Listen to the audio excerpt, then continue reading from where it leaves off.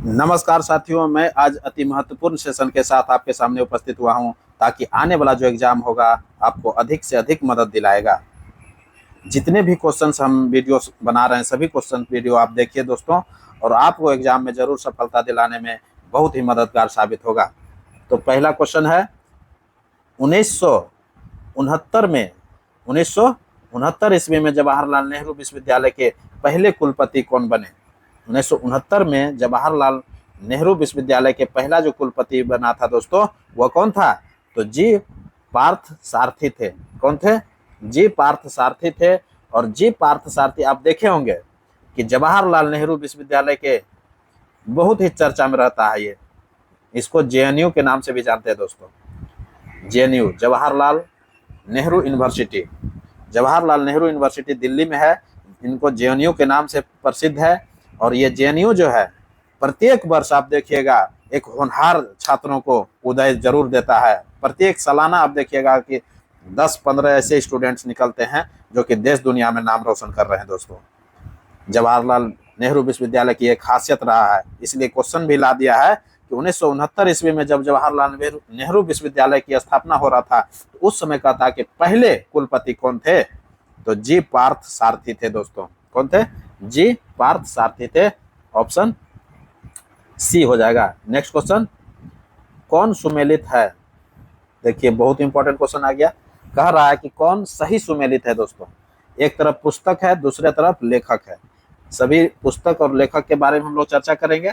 तो कहता है कि a better India a better world, या a better India a better world के लेखक कौन है? तो एन.आर. नारायण मूर्ति है। बिल्कुल ये सही है दोस्तों। ये जो पुस्तक लिखे हैं a better world, N R. Narayana Murthy ने लिखे हैं। क्लियर। दूसरा ऑप्शन है तमिल रामायण, तमिल रामायण के लेखक कौन है? कंबन है। ये बिल्कुल ऑप्शन सही है, कंबन है। और तीसरा ऑप्शन है दास कैपिटल के लेखक कौन है? तो कार्ल मार्क्स है। बिल्कुल ये भी सही है। अर्थात ये तीनों ऑप्शन क्या है? सही सुमेलित है दोस्तों। उपर्युक्त में से एक से अधिक हो जाएगा, ऑप्शन डी हो जाएगा। क्लियर। नेक्स्ट क्वेश्चन,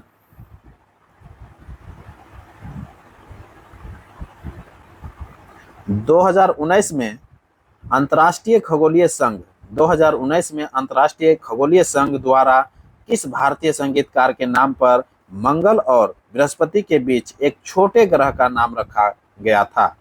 2019 की चर्चा हो रहा है दोस्तों। 2019 की क्वेश्चन पूछ लिया है। कह रहा है कि अंतर्राष्ट्रीय खगोलीय संघ द्वारा किस भारतीय संगीतकार के नाम पर मंगल और बृहस्पति के बीच एक छोटे ग्रह का नाम रखा गया था? मंगल और बृहस्पति के बीच जो है एक छोटे ग्रह का क्या नाम रखा गया था? तो पंडित जसराज नाम रखा गया था। क्या नाम रखा गया था? पंडित जसराज नाम रखा गया था। ऑप्शन क्या हो जाएगा? ऑप्शन बी हो जाएगा। क्लियर। नेक्स्ट क्वेश्चन, कौन सा कथन सत्य है? देखिए कौन सा कथन सत्य है, सभी कथन पर हम लोग चर्चा करेंगे। कह रहा है कि कौन सा कथन सत्य है। न्यू मोर द्वीप बंगाल की खाड़ी में स्थित है। न्यू मोर द्वीप जो है बंगाल की खाड़ी में स्थित है दोस्तों। बिल्कुल ये ऑप्शन सही है। लक्षद्वीप समूह अरब सागर में स्थित है। बिल्कुल ये भी ऑप्शन सही है। दोनों ऑप्शन सही निकल गया। तीसरा है भारत जो है उत्तरी और पूर्वी गोलार्ध में स्थित है। ये भी बिल्कुल सही है। अर्थात तीनों ऑप्शन क्या है? सही है। तो क्वेश्चन पूछ रहा है कि कौन सा कथन सत्य है, तो उपर्युक्त में से एक से अधिक सही हो गया। आप एग्जाम जब भी दीजिए दोस्तों तो क्वेश्चन को ध्यान पूर्वक पढ़िए और तभी आप क्वेश्चन को टिक कीजिए, रंगने का प्रयास कीजिए। अन्यथा आप जानते हुए भी क्वेश्चन गलत मार करके आ जाइएगा। और एक क्वेश्चन से 2 क्वेश्चन गलत हो जाता है, जाना हुआ क्वेश्चन, तो आप एग्जाम से बाहर हो जाते हैं दोस्तों। क्यों? क्योंकि आज का डेट जो है कंपटीटर की संख्या बढ़ते जा रही है। इसलिए सभी एस्पिरेंट से मेरा अनुरोध है कि आप ध्यान पूर्वक क्वेश्चन पढ़िए, तब जाकर के आप क्वेश्चन को रंगिए। क्लियर। नेक्स्ट क्वेश्चन, भारत के कुल भूभाग का कितना प्रतिशत मैदानी है? भारत के कुल भूभाग का कितना प्रतिशत मैदानी है दोस्तों? मैदान जो है पूछा गया है, कितना प्रतिशत मैदानी भाग है? तो 43% जो है दोस्तों मैदानी भाग है। ध्यान में रखिएगा, भारत का जो कुल भूभाग का है 43% मैदानी भाग है, जबकि 11% पर पर्वतीय क्षेत्र है दोस्तों। 11% पर क्या है? पर्वतीय क्षेत्र है। ध्यान में रखिएगा।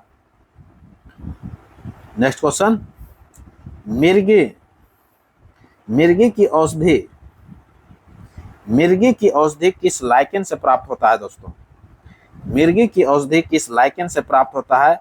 मिर्गी का जो औषधि है वह जो है परमेलिया, किससे प्राप्त होता है? परमेलिया नामक लाइकेन से प्राप्त होता है दोस्तों। ऑप्शन बी हो जाएगा। नेक्स्ट क्वेश्चन, किसने मोहम्मद अली जिन्ना को हिंदू मुस्लिम एकता का दूत कहा था दोस्तों? किसने जो है मोहम्मद अली जिन्ना को हिंदू मुस्लिम एकता का दूत कहा था? तो सरोजनी नायडू ने कहा था दोस्तों। किसने कहा था? सरोजनी नायडू ने मोहम्मद अली जिन्ना को हिंदू मुस्लिम एकता का दूत कहा था। ऑप्शन ए हो जाएगा। नेक्स्ट क्वेश्चन, 1927 की बटलर कमेटी का उद्देश्य क्या था? 1927 में जो बटलर कमेटी का गठन हुआ था उसका उद्देश्य क्या था दोस्तों? तो उसका उद्देश्य देख लेते हैं। तो बटलर कमेटी का जो उद्देश्य था दोस्तों वो रियासतों के संबंध को सुधारना था। भारत सरकार तथा देशी रियासत जो चल रहा था उस समय, तो भारत सरकार तथा देशी रियासतों के मध्य संबंधों को सुधारना था। ये बटलर कमेटी का मुख्य उद्देश्य था। ऑप्शन क्या हो जाएगा? बी हो जाएगा। नेक्स्ट क्वेश्चन, महात्मा गांधी द्वारा व्यक्तिगत सत्याग्रह आंदोलन के लिए प्रथम सत्याग्रही किसे चुना गया था? महात्मा गांधी द्वारा जब व्यक्तिगत सत्याग्रह आंदोलन चल रहा था 1940 में व्यक्तिगत सत्याग्रह चला था। कब चला था? व्यक्तिगत सत्याग्रह आंदोलन 1940 में महात्मा गांधी के द्वारा नेतृत्व के द्वारा चल रहा था। उसमें कहता है कि प्रथम सत्याग्रही किसे चुना गया था? तो विनोबा भावे को चुना गया था दोस्तों। प्रथम सत्याग्रह किसको चुना गया था? प्रथम सत्याग्रही विनोबा भावे को चुना गया था। जबकि दूसरा सत्याग्रही जवाहरलाल नेहरू को चुना गया था।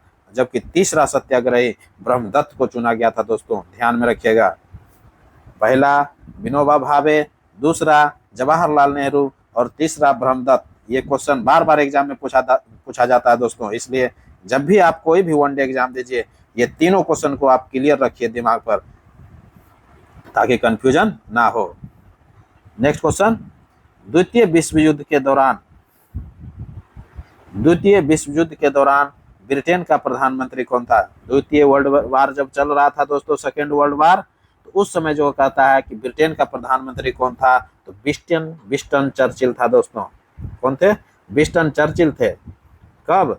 जब द्वितीय वर्ल्ड वार चल रहा था तो उस समय विंस्टन चर्चिल थे। और जब भारत को आजादी मिल गया उस समय जो है क्लीमेंट एटली थे। कौन थे? क्लीमेंट एटली थे। ध्यान में रखिएगा, क्लियर? एटली हो जाएगा, यहाँ गलती थोड़ा ऑप्शन कर दिया है। नेक्स्ट क्वेश्चन देख लेते हैं। भारतवर्ष के विभाजन के समय ब्रिटिश भारत में से किस एक प्रांत ने एक संयुक्त एवं स्वतंत्र अस्तित्व के लिए योजना सामने रखे? देखिए, कह रहा है क्वेश्चन कि भारतवर्ष के विभाजन के समय ब्रिटिश भारत में से किस एक प्रांत ने एक संयुक्त एवं स्वतंत्र अस्तित्व के लिए योजना सामने रखा था। तो वह कौन सा था प्रांत? वो पंजाब प्रांत था दोस्तों। कौन था? पंजाब प्रांत था। ऑप्शन ए हो जाएगा। नेक्स्ट क्वेश्चन, नासा ने भारत के किस आईआईटी से मिलकर मल्टी ड्रग प्रतिरोधी रोग जनकों पर शोध कर रहा है? मल्टी ड्रग प्रतिरोधी रोग जनकों पर शोध कर रहा है तो आईआईटी मद्रास कर रहा है दोस्तों। क्लियर? नेक्स्ट क्वेश्चन, जम्मू एवं कश्मीर भारत का अभिन्न अंग कब बना? देखिए, बहुत इंपॉर्टेंट क्वेश्चन है। जम्मू एवं कश्मीर भारत का अभिन्न अंग कब बना? तो जम्मू कश्मीर जो है भारत का अभिन्न अंग बन गया था 26 अक्टूबर 1947 ईस्वी को बना था दोस्तों। ऑप्शन ए हो जाएगा। 26 अक्टूबर 1947 ईस्वी को बना था। जम्मू एवं कश्मीर जो है भारत का अभिन्न अंग बना था। क्लियर। विलय पत्र पर हस्ताक्षर किया था उस समय जो थे राजा हरि सिंह थे, जम्मू कश्मीर के राजा, उन्होंने ही विलय पत्र पर हस्ताक्षर किए थे और 26 अक्टूबर 1947 से जम्मू कश्मीर भारत का अभिन्न अंग बन गया था। तो क्लियर हो गया होगा। नेक्स्ट क्वेश्चन है, भारत छोड़ो आंदोलन के समय किसने कांग्रेस रेडियो का प्रसारण किया था? भारत छोड़ो आंदोलन जब चल रहा था 1942 ईस्वी में, कब चल रहा था? 1942 ईस्वी में। तो उस समय कहता है कि किसने कांग्रेस रेडियो का प्रसारण किया था? तो कांग्रेस रेडियो का जो प्रसारण किया था वो उषा मेहता ने किया था दोस्तों। और नियमित रूप से जो रेडियो प्रसारण, कांग्रेस रेडियो प्रसारण करने लगा था, वो कौन कर रहा था? राम मनोहर लोहिया कर रहे थे, ध्यान में रखिएगा। क्लियर। नियमित रूप से वो प्रसारण कर रहा था। और ये क्या पूछ रहा है क्वेश्चन कि किसने कांग्रेस रेडियो का प्रसारण किया था? तो उषा मेहता ने किया था। ये पिछले ईयर बीपीएससी में भी क्वेश्चन पूछ लिया गया था दोस्तों, ध्यान में रखिएगा। नेक्स्ट क्वेश्चन है, भारत छोड़ो आंदोलन का प्रस्ताव मुंबई के किस मैदान में पारित किया गया? भारत छोड़ो आंदोलन का प्रस्ताव जो है मुंबई के किस मैदान में पारित किया गया था? मुंबई का जो मैदान था ग्वालियर टैंक, क्या था? ग्वालियर टैंक था। उसी में जो है क्या किए थे? भारत छोड़ो आंदोलन का प्रस्ताव पारित किया गया था। किसमें? ग्वालियर टैंक में। किसमें? ग्वालियर टैंक में। ऑप्शन बी हो जाएगा। नेक्स्ट क्वेश्चन, भारत छोड़ो का नारा किसने प्रस्तुत किया? देखिए बहुत इंपॉर्टेंट क्वेश्चन हो गया, बार बार एग्जाम में ये क्वेश्चन पूछा जाता है कि भारत छोड़ो का नारा किसने प्रस्तुत किया था? तो भारत छोड़ो का नारा जो है यूसुफ मेहर अली ने किया था दोस्तों। कह रहा है कि भारत छोड़ो का नारा किसने प्रस्तुत किया था? प्रस्तुत करने की बात कर रहा है दोस्तों। तो यूसुफ मेहर अली ने किया था, ध्यान में रखिएगा। जबकि भारत छोड़ो का नारा जो है किसने दिया था? गांधी जी ने करो या मरो का नारा दिया था इसी में, भारत छोड़ो आंदोलन में। क्लियर। जबकि भारत छोड़ो का जब किसने प्रस्तुत किया? तो प्रस्तुत किया था यूसुफ मेहर अली ने किया था। ऑप्शन बी हो जाएगा। नेक्स्ट क्वेश्चन, अमेरिकी पत्रकार जो महात्मा गांधी के भारत छोड़ो आंदोलन के दौरान उनके साथ थे। भारत छोड़ो आंदोलन का जो दौरान चल रहा था उसमें जो है एक अमेरिकी पत्रकार गांधी जी के साथ में रह रहे थे। तो वो कौन थे? लुई फिशर थे। कौन थे? अमेरिकी पत्रकार लुई फिशर थे। ऑप्शन बी हो जाएगा। क्लियर। नेक्स्ट क्वेश्चन, किन पार्टियों ने भारत छोड़ो आंदोलन का समर्थन नहीं किया था? किन पार्टियों ने भारत छोड़ो आंदोलन का समर्थन नहीं किया था? तो एक एक को देखना पड़ेगा। हिंदू महासभा भारत छोड़ो आंदोलन का समर्थन किया था कि नहीं किया था? ये नहीं किया था दोस्तों। भारत वही कह रहा है कि भारत छोड़ो आंदोलन का समर्थन नहीं किया था। ये हिंदू महासभा, ये बिल्कुल सही है, ये नहीं किया था। Clear. Communist party of India, B में लिखा है कम्युनिस्ट पार्टी ऑफ इंडिया, ये भी भारत छोड़ो आंदोलन को समर्थन नहीं किया था दोस्तों। क्लियर।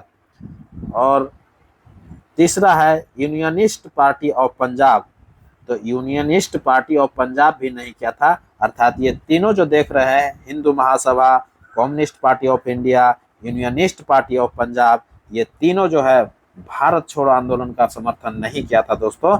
तो क्या हो जाएगा? उपर्युक्त में से एक से अधिक हो जाएगा ऑप्शन। क्लियर।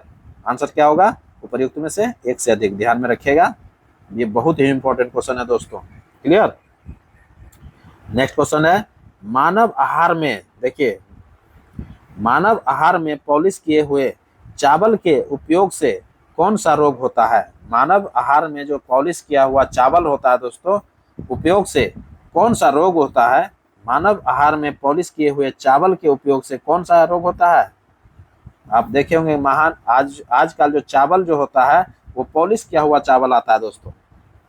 जो भी आप चावल देख रहे हैं वो पॉलिश किया हुआ चावल आता है, जो पैकेट वाला चावल खाते हैं। तो उससे कहता है कि कौन सा जो है रोग होता है? तो घेंघा रोग होता है दोस्तों। आप देखे होंगे कि बहुत सारा लोगों को घेंघा रोग हो गया है, बहुत सारा लोगों को देखे होंगे कि घेंघा रोग होता है। तो यही सब रीजन रहता है दोस्तों। ऑप्शन सी हो जाएगा। नेक्स्ट क्वेश्चन है, कामाख्या मंदिर, कामाख्या मंदिर किस राज्य में है? कामाख्या मंदिर जो है किस राज्य में है दोस्तों? कामाख्या मंदिर असम में पड़ता है। कहाँ पड़ता है? असम में पड़ता है। ऑप्शन ए हो जाएगा। नेक्स्ट क्वेश्चन है, मुगल कालीन प्रसिद्ध गायक तानसेन किस भारतीय संगीत शैली से संबंधित है दोस्तों? मुगल कालीन प्रसिद्ध गायक तानसेन जो है किस भारतीय संगीत शैली से संबंधित है? तो तानसेन का संबंध जो है किस भारतीय संगीत शैली से है दोस्तों?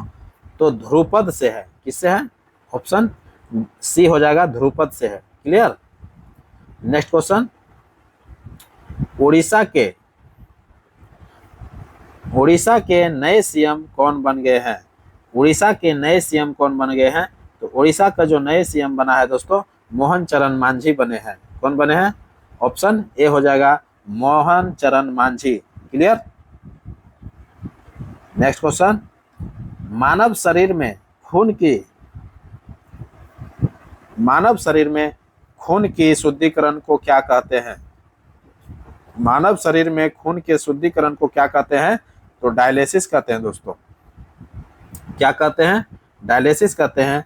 ऑप्शन बी हो जाएगा, डायलिसिस क्रिया के कारण ही क्या होता है? मानव शरीर में शुद्धिकरण खून का होता है। क्लियर हो गया होगा। नेक्स्ट क्वेश्चन, मानव में रतौंधी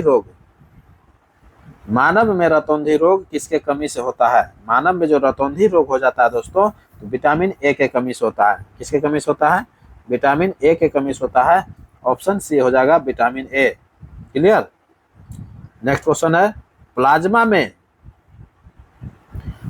में जल कितना प्रतिशत होते हैं? प्लाज्मा में जो है जल कितना प्रतिशत होता है दोस्तों? तो 90% जो है जल होता है। प्लाज्मा में कितना प्रतिशत जल होता है? 90% जल होता है दोस्तों। बहुत बहुत इंपॉर्टेंट क्वेश्चन है, इसलिए बार बार एग्जाम में ये सब क्वेश्चन पूछा जाता है दोस्तों। नेक्स्ट क्वेश्चन है, युग पुरुष भारत रत्न अटल जी पुस्तक के लेखक कौन है? ये पुस्तक है दोस्तों कि युग पुरुष भारत रत्न अटल जी पुस्तक के लेखक कौन है? तो रमेश पोखरियाल है। कौन है? रमेश पोखरियाल है। ऑप्शन सी हो जाएगा, Ramesh Pokhriyal. Clear. Next question है, भारत का एकमात्र सक्रिय ज्वालामुखी कहाँ है? भारत का जो एकमात्र सक्रिय ज्वालामुखी है दोस्तों, वो कौन है और कहां पर है? तो बैरन द्वीप है दोस्तों। ऑप्शन क्या हो जाएगा? बैरन द्वीप हो जाएगा। ऑप्शन सी हो जाएगा। क्लियर। नेक्स्ट क्वेश्चन है, किसी वस्तु या सेवा के मूल्य पर सरकार द्वारा लगाई गई ऊपरी सीमा को क्या कहते हैं? जब कोई भी वस्तु होता है या तो सेवा है, उस पर जो सरकार द्वारा लगाई गई ऊपरी सीमा है, उसको क्या बोलते हैं? तो अंतिम सीमा मूल्य बोलते हैं। ऊपरी सीमा लगा दिया तो उसको अंतिम सीमा मूल्य कहेंगे। ऑप्शन बी हो जाएगा। क्लियर हो गया होगा। नेक्स्ट क्वेश्चन की ओर बढ़ जाते हैं। सभी क्वेश्चन बहुत बहुत इंपॉर्टेंट है दोस्तों, इसलिए जो भी क्वेश्चंस आप पढ़िए, जो भी वीडियो देखिए, ध्यान पूर्वक देखिए, ताकि आने वाला जो एग्जाम होगा आपको अधिक से अधिक सफलता दिलाएगा दोस्तों। तो नेक्स्ट क्वेश्चन है, ब्राह्मणों को भूमि दान देने की प्रथा का सर्व प्राचीन प्रमाण किस अभिलेख से प्राप्त होता है दोस्तों? पहले जो है ब्राह्मणों को भूमि दान की प्रथा प्रारंभ किया गया था, तो सर्व प्राचीन प्रमाण जो मिलता है किस अभिलेख से यह प्राप्त होता है? तो नाना घाट अभिलेख से प्राप्त होता है दोस्तों। ऑप्शन ए हो जाएगा, नाना घाट अभिलेख से प्राप्त होता है। क्लियर। नेक्स्ट क्वेश्चन है, वायु में कौन सा नोबेल गैस नहीं है? वायु में जो है कौन सा नोबेल गैस नहीं है दोस्तों? तो नोबेल गैस पहले जानना पड़ेगा कि नोबेल गैस होता क्या है। तो नोबेल गैस को इनर्ट गैस कहते हैं, निष्क्रिय गैस कहते हैं। नोबेल गैस को क्या क्या कहते हैं? इनर्ट गैस कहते हैं, निष्क्रिय गैस कहते हैं। और इनर्ट गैस, नोबेल गैस की संख्या 6 है दोस्तों। कौन कौन है? हीलियम है, क्या है, हीलियम है।